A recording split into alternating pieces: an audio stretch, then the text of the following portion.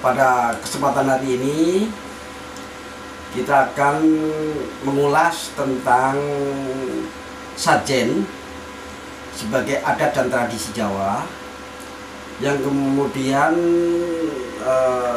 berarkulturasi atau bersinergi dengan nilai-nilai budaya yang dari luar, khususnya adalah nilai-nilai di dalam kesusastraan Weda, dalam tanda petik adalah budaya Hindu, ya, yang masuk ke tanah air sejak zaman sejarah. Nah ini sebelumnya kami tetap membuka ini dengan panganjali umat Rahayu Sagung Dumadi, Om Swastiastu, Om Namo Buddhaya, Assalamualaikum warahmatullahi wabarakatuh, salam sejahtera, salam. Baiklah, bahwa sajen yang tadi atau sebelumnya kita bahas tentang induk atau pakem sajen yang korelasinya adalah eling kawitan sesuai dreste kuno dari Jawa yang juga diyakini oleh masyarakat Bali, yaitu yen tan eling ring kawitan tan ruh ring kawitan mateman ruh ikanan kedatuan, yang artinya adalah manakala tidak ingat kepada leluhur atau kawitan asal muasal dan tidak mengerti tentang asal muasal atau kawitan, matemahan niscaya atau pasti ruh hancurlah ikanan kedatuan, kehidupanmu, kekeluargaanmu, dan sampai ke kerajaanmu atau kemasyarakataanmu. Lebih besarnya adalah kebangsaan dan ketatanegaraan, kerajaan. Karena kedatuan, kedaton itu kerajaan bisa hancur karena tidak eling kawitan di situ, atau itu korelasinya adalah jas merah, jangan sekali-kali melupakan sejarah. Itu korelasinya eling kawitan. Kemudian sajen atau saji atau sesaji yang juga di dalam bahasa Jawa disebut sanding atau sandingan. Sanding itu artinya bersanding, yang makna dari bersanding tidak lain adalah mendekat, ya. Sanding itu mendekat. Jadi sandingan itu artinya sarana untuk mendekatkan diri juga kepada Tuhan yang Maha Esa atau Ida Sang Hyang Widi Wasa atau Gusti Kang Murteng Dumadi.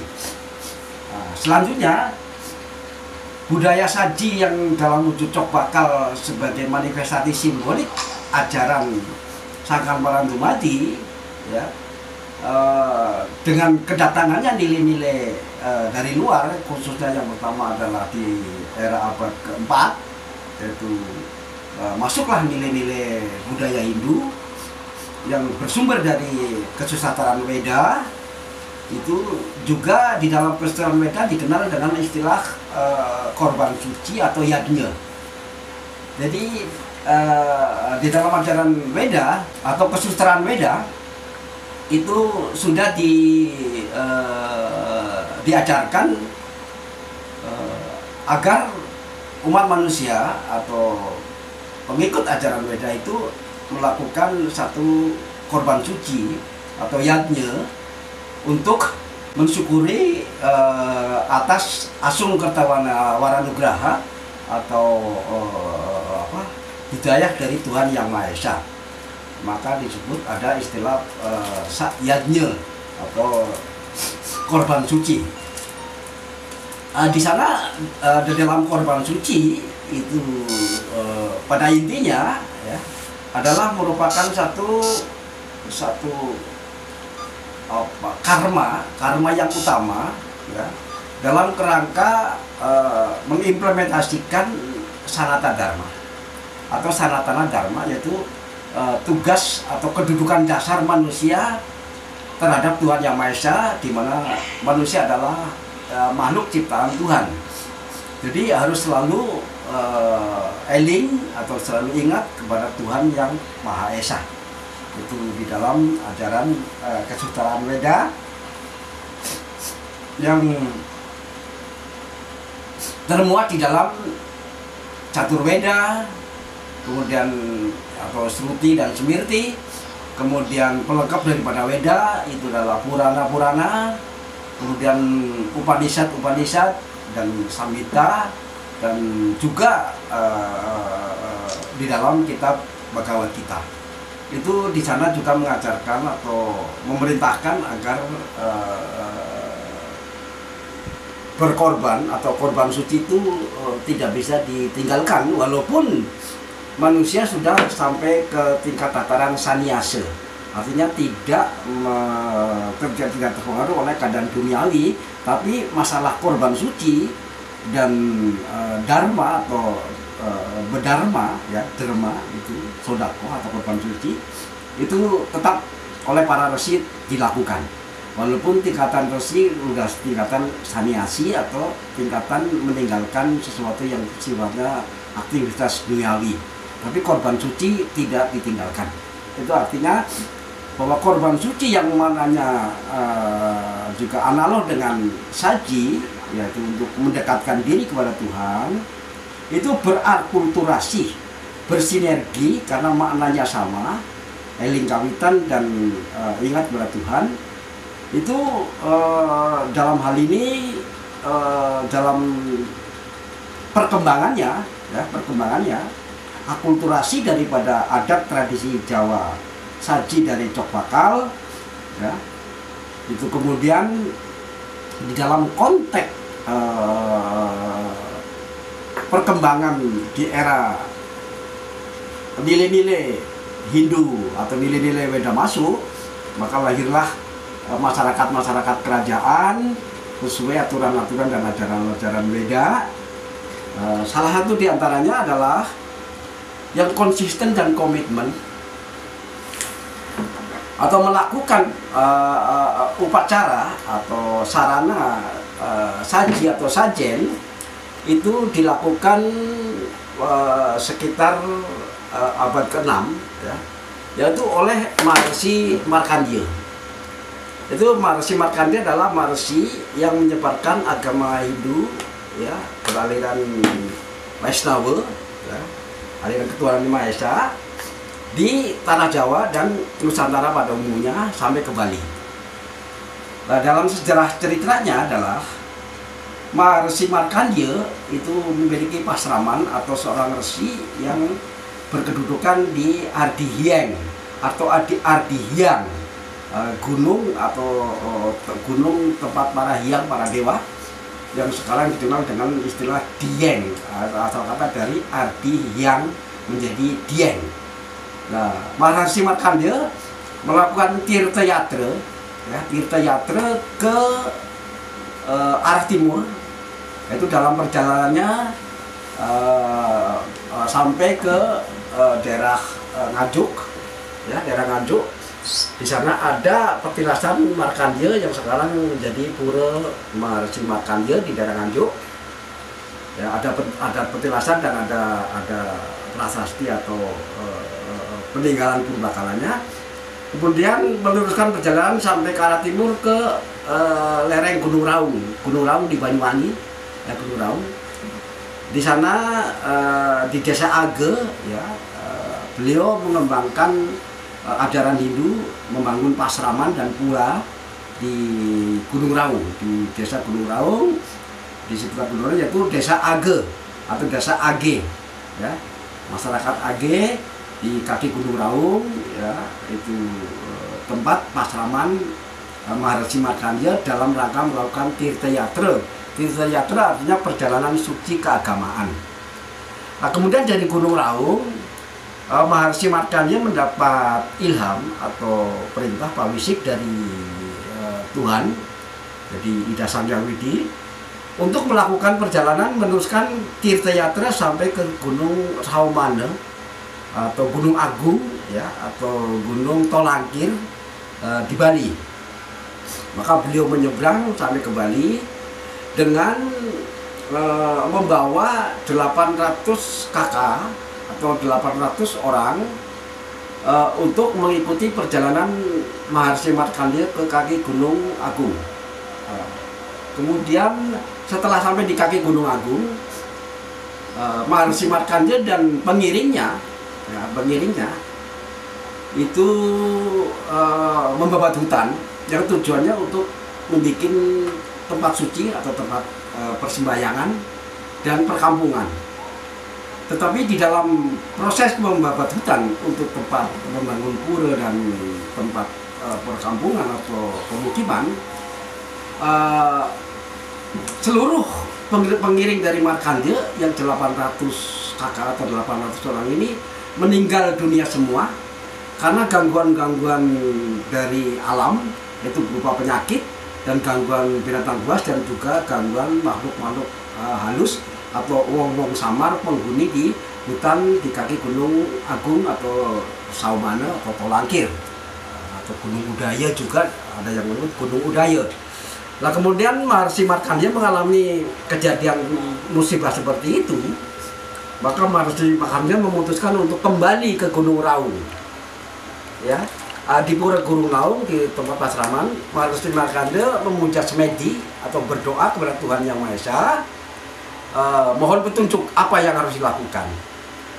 Maka Maharsi Markandya mendapat petunjuk atau perintah lagi, yaitu pawisik dari Tuhan Yang Maha Esa, Ida Sang Yang Widiwasa, agar kembali lagi ke Bali dengan membawa pengiring atau pengikut sebanyak 400 orang atau 400 kakak, kepala keluarga, dan diperintahkan sebelum membuka hutan atau membuat hutan itu harus melakukan satu upacara dengan menyuguhkan sajen atau sesaji di tempat yang akan dibabat hutannya itu tadi. Maka Maharsi Markandya sebelum melakukan pembabatan dengan diiringi oleh 400 pengiring yang gelombang kedua, itu melakukan upacara yang dikenal dengan sajen yang disebut menanam atau melakukan upacara sajen atau sesaji pancadatu, ya, pancadatu, sesajen pancadatu dalam wujud 4 jenis logam, yaitu emas, perak, kemudian tembaga dan besi, dan di tengahnya adalah mirah atau batu mirah. Itu wujud pancadatu, dan disertai dengan sarana-sarana lain, serta juga dikenalkan di situ adalah satu umbul-umbul atau spanduk berwarna dwiwarna, yaitu kulo klopo atau merah putih di dalam pelaksanaan upacara pancadatu, ya, pancadatu. Jadi panca itu artinya 5, datu itu adalah kedatuan atau tempat. Jadi penanaman pancadatu atau sajen di 5 tempat. Yang sekarang upacara pancadatu itu lestari di masyarakat Bali yang dinamakan sebagai satu istilahnya disebut dengan mendem pedagingan. Jadi kalau mendem pedagingan, jadi kalau orang mau membuat rumah atau membuat bangunan, maka didahului dengan adanya upacara sarana sesajen mendem pedagingan. Itu disebut pancadatu itu tadi. Nah ini sesajen di dalam pancadatu itu tadi. Nah kemudian apa tujuannya? Ya, tujuan daripada sajen pancadatu itu tadi tidak lain adalah memohon keselamatan, kerahayuan dengan mendekatkan diri kepada Tuhan, ya, dimana juga disitulah konsep kehidupan dengan tujuan selamat, ya, selamat skala dan niskala, itu bisa dilihat dari Lontar Markandya Purana, ya. Lontar Markandya Purana itu sekarang tersimpan di Gedung Kirtia di Buleleng, perpustakaan di Buleleng, Gedung Kirtia atau museum di Buleleng. Itu salah satu petikannya yang terkait dengan upacara pancadatu, menyuguhkan sesajen untuk berintegrasi dengan lingkungan. Itu petikannya adalah berbunyi demikian: Rita kale, ya, amendem sarana ika, ya, maduluran toyo pengentas, ya, maduluran toya pengentas, ring genah amendem sarana ika kearanin Basuki. Matangyan genah ika ngaran Basuki, reh kueh yadme kang ngiring Sang Mahayogi Markandya ring pungkuran tan manggih baya. Luwir panegesnya Basuki ngaran Rahayu ngaran Basuki, atau Basuki ngaran Rahayu ring genah ngawitin Anggerbas. Saya ulangi. Jadi ritat kala amandem sarana ika maduluran toya pengentas ring genah amandem sarana ika kearanin Basuki. Matangyan genah ika ngaran Basuki, ya, reh kueh sang kang pangiring Sang Mahayogi Markandya, ya, ring pungkuran tan manggih baya. Muah luwir panegesnya Basuki ngaran Rahayu ring genah ngawitin Anggerbas. Artinya, ya, ritat kala ketika, ya, amendem sarana ika, jadi memendam atau melakukan satu upacara Pancadatu, sesajen atau saji Pancadatu itu tadi, maka maduluran toya pengentas semua bersepakat, semua maduluran itu keluarga besar pengiring sama juga bersepakat bertoya pengentas, bersepakat pula, ya, ring genah di tempat melakukan upacara atau sesajen Pancadatu itu disebut, diberi nama Basuki, ya, Basuki. Matangyan mengapa genah ika atau tempat itu disebut ngaran Basuki, ya, reh kueh, ya, reh kueh semuanya, semoga semuanya kang ngiring Sang Mahayogi yang mengikuti atau yang mengiring Sang Mahayogi dari Desa Age ke Bali, ya, itu, ya, tan manggih baya, tidak menemui halangan satu apa, tidak menemui bahaya apapun, ya, ada pancabaya, yaitu bahaya itu halangan, ya. Ring pungkuran tan manggih baya di kemudian hari tidak mengalami hambatan atau bahaya apapun, ya. Luwir panegesnya jelaslah artinya, ya, Rahayu ngaran Basuki, bahwa Basuki maaf, ya, Basuki ngaran Rahayu. Jadi Basuki itu artinya sinonimnya atau sama dengan Rahayu. Rahayu itu artinya adalah selamat, niskala dan sekala, ya. Ring genah ngawitin Anggerbas di tempat memulai membabat hutan. Itulah dasar daripada Maharsi Markandya dinyatakan di dalam pelaksanaan sajen Pancadatu, dilaksanakan atau dibaca di dalam Markandya Purana seperti petikan tadi. Nah, kemudian Basuki atau di tempat itu setelah diadakan upacara dibabat dan ternyata 400 pengiring yang tahap kedua itu selamat.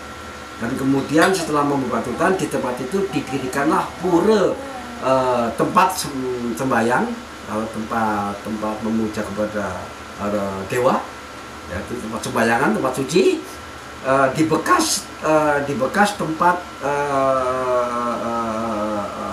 menhir atau tempat suci era animisme di Bali.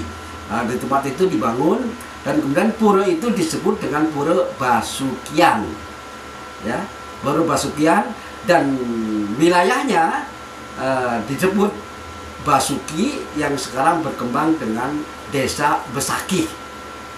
Dan puranya di kemudian hari dalam perkembangannya sejarah dan sekarang sampai kini menjadi area pura utama di Besakih, pura pusat di Bali yang disebut lingkungan atau area Pura Besakih.